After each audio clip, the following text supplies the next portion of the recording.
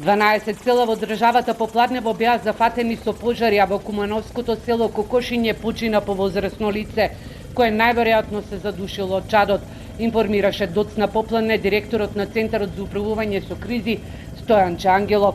Супругата на починатиот маж е спасена во последен момент. Доцна Попладнево, огнот со помош на силниот ветар, ги препласуваа и куќите во селата Орел, Немањици и Малено.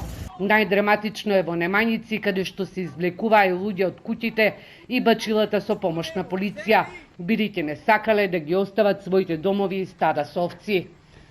Градоначалникот на Свети Николај Дејан Владев вели дека сите сили се на терен, но ветерот не им е сојузник на пожарникарите, мештаните, армијата и на хеликоптерот кој постојано со ведрото фрлаше вода врз куќите кои гореа. Зафатени села со пожар се на територијата на општина Куманово, 3 села и тоа село Кшање, Кокошиње и Мургаш, каде што има претежно викендици.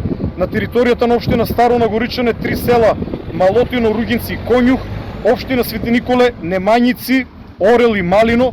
Во суштина по овој пожар во село Немањици, каде што се наоѓаме сега, започна од селото Орел, каде што изби некаде на сред село и оттаму пожарот тргна наваму со голема брзина.